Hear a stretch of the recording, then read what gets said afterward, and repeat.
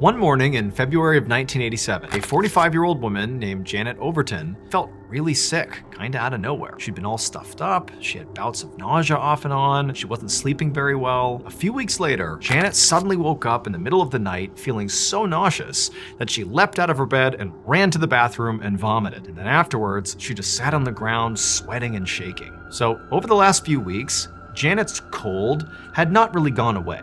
In fact, if anything, it had just gotten progressively worse. Now, Janet had gone to the doctor about it eventually, and the doctor had agreed with her that maybe you do have some really bad cold or some other virus here. But the only thing they told her to do was just rest and stay really well hydrated, and whatever this is, it'll just run its course. Several months later, on January 24th, 1988, Janet was at home getting ready for a whale watching trip with her 17-year-old son, and she felt horrible. Ever since leaving the hospital, no one could figure out what was wrong with her, and then eventually she'd go back home and the cycle would repeat. And so on this particular day, even though Janet felt sick as a dog, she just told herself she was gonna push through this and try to have a good day with her son on this whale watching trip. So she put on a ton of makeup, she put her hair up, slammed some coffee, and then went downstairs to meet her son. Then the two of them headed outside, walked over to the car. Right as Janet was about to grab the car door handle and get inside, she stood there for a second and then just collapsed. Janet's husband and son immediately rushed Janet to the hospital, but by the time they got there, it was already too late. Janet was dead. And so ultimately they brought in a coroner to do an autopsy to try to figure out once and for all what was going on with Janet. And as soon as the coroner cut open Janet's stomach to examine the contents, he was hit with this smell that was very distinct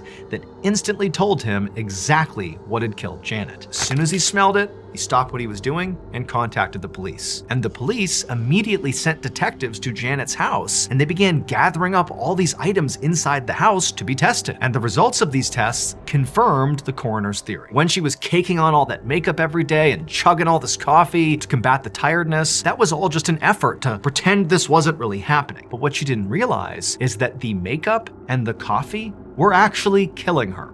It would turn out there was a deadly chemical in her makeup called selenium that was slowly killing her. And then in her coffee was cyanide. Cyanide has a very distinctive smell. It smells like almonds. That's what the coroner smelled when he opened up her stomach. But these deadly chemicals did not appear in her makeup and coffee naturally. They were put there by Janet's husband. He believed Janet was having an affair, and so he set out to murder her. He first began placing the selenium in her makeup, and it was slowly killing Janet, but it was not happening fast enough. And so finally, on the day of the whale watching trip, her husband put the cyanide in her coffee, and it killed her pretty much right away. Richard Overton was convicted of first-degree murder, and he was sentenced to life in prison. He died behind bars in 2009.